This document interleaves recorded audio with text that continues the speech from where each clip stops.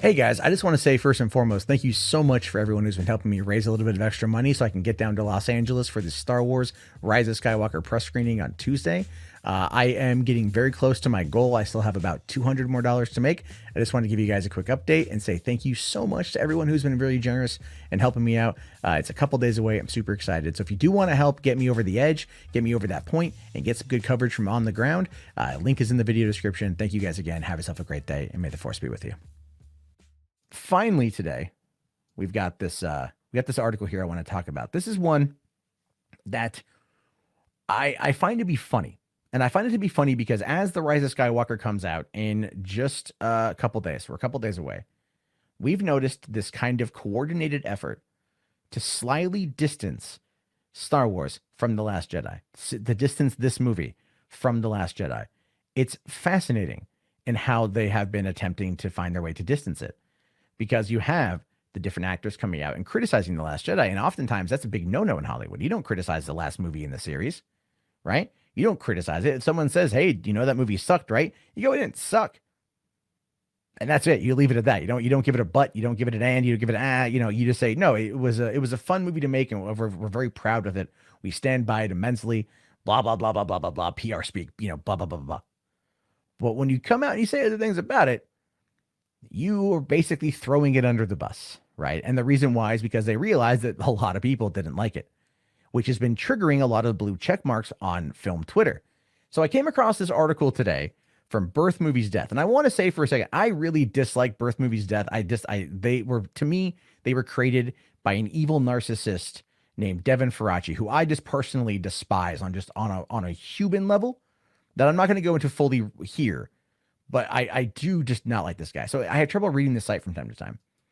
But we have this article here that says Star Wars actors could try being positive about the movies they are promoting. And this is coming to us from Andrew Todd, who says the discourse once again rears its ugly head.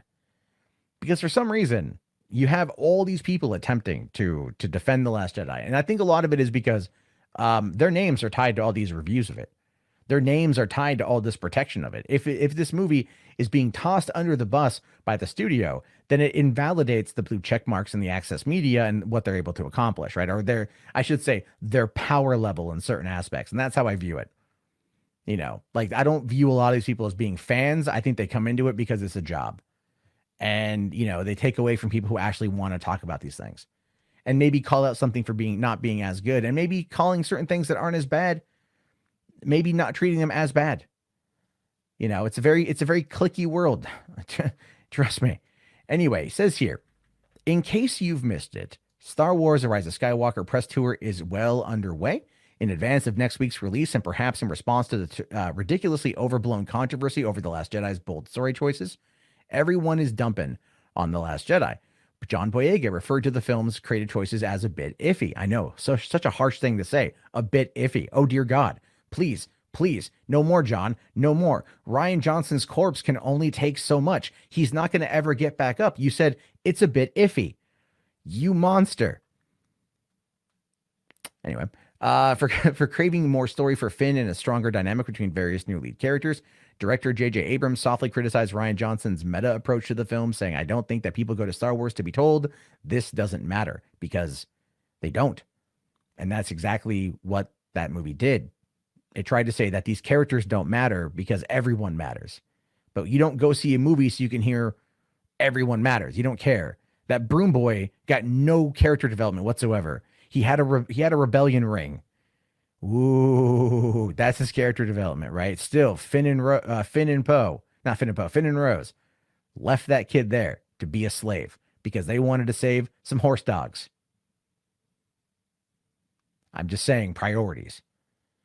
Anyway, Mark Hamill has gone on the record many times about Luke's journey, often mentioning that he wished Luke had more scenes with the original trilogy characters. Everyone seems to have thinly veiled criticisms about the last film, or two in Hamill's case, the implication being that no, this one will be better. And honestly, I love this here. Honestly, it's a shitty look. How much of a catty little comment is that? Honestly, it's just such a shitty look, guys. It's just terrible, okay? It's like, come on. You're criticizing a movie that you were in. Okay, like don't do that. Okay, that's my job. Okay, what are you doing? You doing my job? Is that what's happening here? Are you doing Andrew Todd's job? And you're going to like, we have to put him on suicide watch or something. Anyway, in a way, it is to be expected that some of the actors would be disappointed in The Last Jedi. One must look at it from their points of view. When working as an actor, you're consistently thinking of your character's arc. You're also, and few actors will admit this, constantly thinking of ways in which your character's role could be bigger or to have more input into the story. That's not a bad thing. Often great ideas come out of that process. But it's important to remember that the actor is one part of a large team. It's natural for Boyega to wish he had a bigger role after some more screen time in The Force Awakens. It's understandable that Mark Hamill wanted to work with Harrison Ford and Carrie Fisher again. It makes sense that Boyega, Oscar Isaac, and Daisy Ridley wanted more scenes together, as opposed to being separated, a la The Empire Strikes. See, I love that right there, right? Catch that little line right there. See that little dig, because I talked about that the other day. That like they're trying to, all these access media types are trying to come out there and say that the Empire Strikes Back was hated when it came out, that The Empire Strikes Back separated everybody. It separated Luke and R2 from the rest of the group. It wasn't in 3 individual stories, one of which boldly went nowhere. Canto Bite. Okay, there's a difference there. There's a massive, massive difference there. Luke and R2 went on a training mission, just like C3, just like Chewie, Rey, and R2 did on this mission. But everyone else was together on the Falcon trying to get away from the Empire and get to Bespin. Whereas before, it's like, okay, now we're stuck in the galaxy's slowest car chase. Hold on, we're gonna pop off like an escape pod or a escape shuttle that's got cloaking abilities and a hyperdrive, and go to some weird casino planet to save some horse dogs, not the slave children, but the horse dogs, because F capitalism. And then we're gonna sneak back in, and no one's gonna detect that we're there, because we're gonna steal another ship with, again, cloaking capabilities, because everyone now can cloak. All of a sudden, we've moved from Star Trek or Star Wars to Star Trek, right?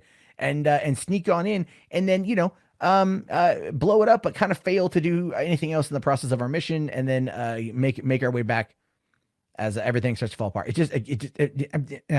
No, there's concise storytelling in Empire Strikes Back.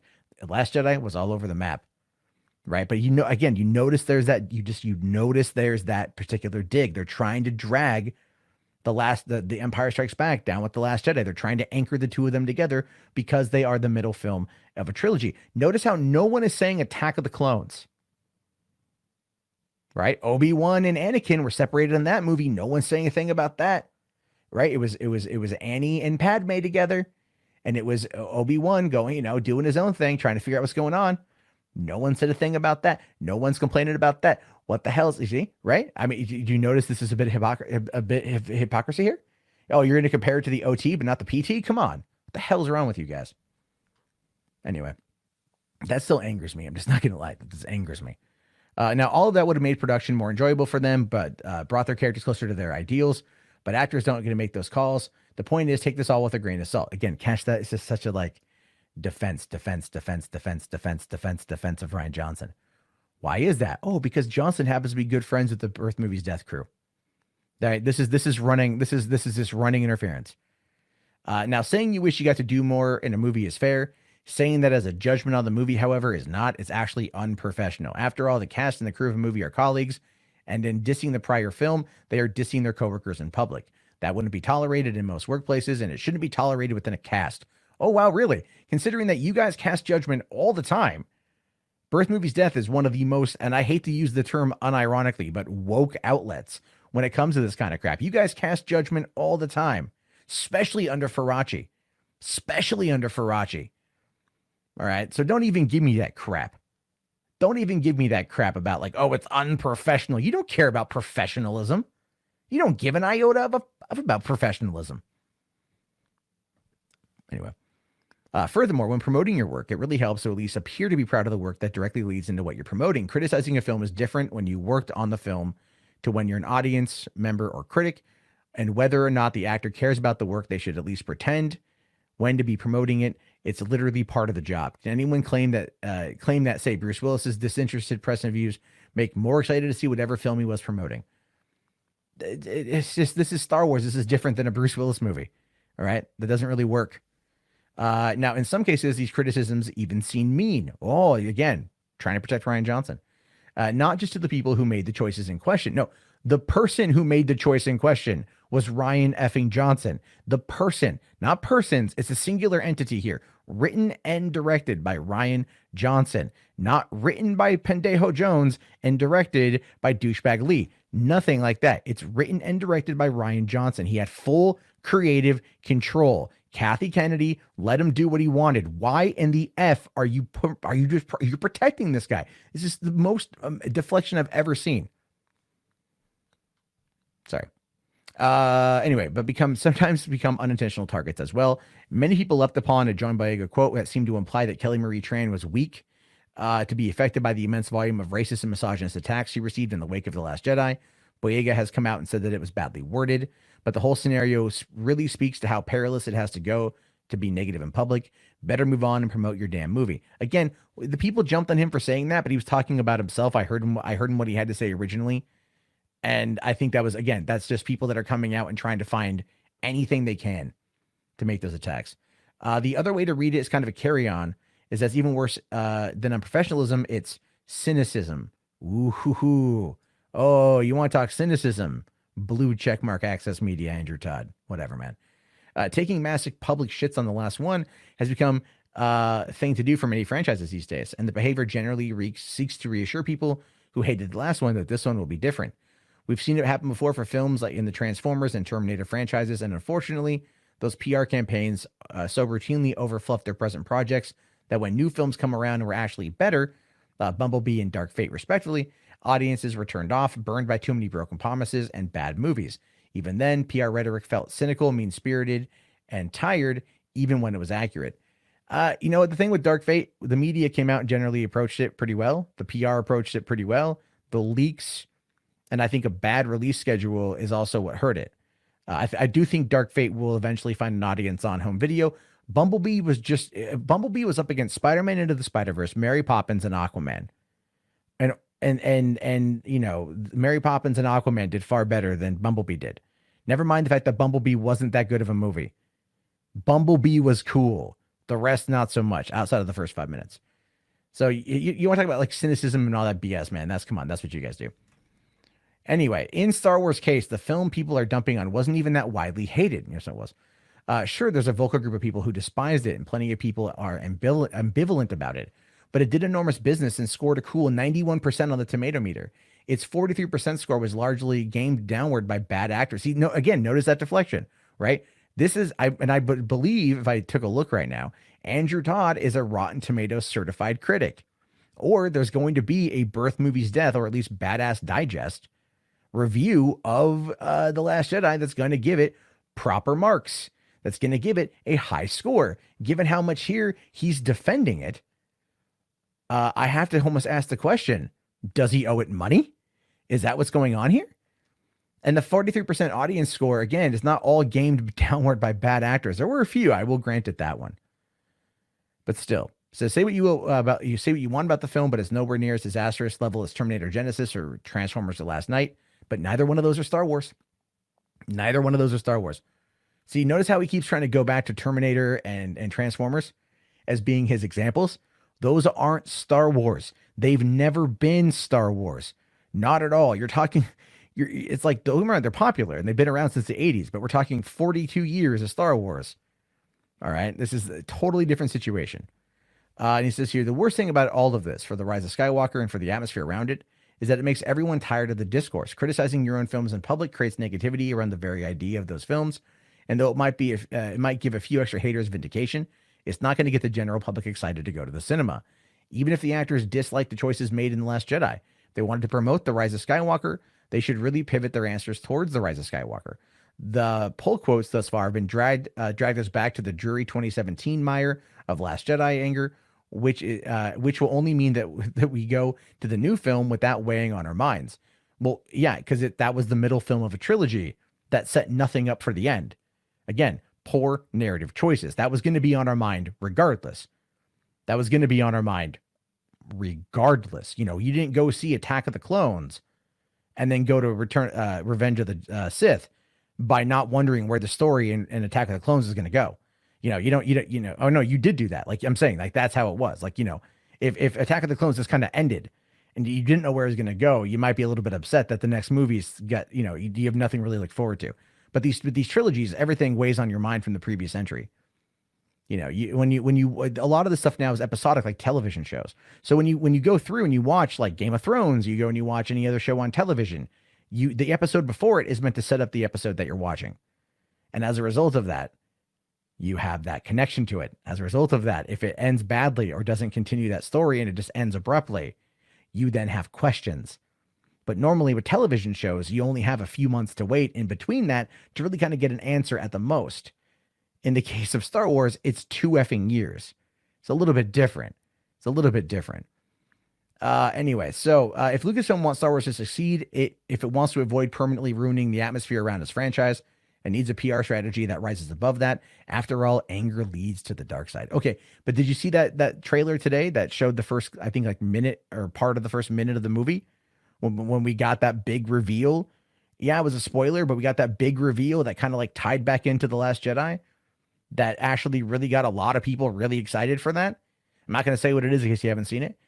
But when you have that and you have that happening, a lot of people get real excited about that. And the reason why is because it answers a question from the last movie that was left dangling for 2 years. So that's the whole thing. That's their PR strategy. Is yes, they're downplaying the last movie in order to prop up this movie because a lot of people didn't care for the last movie.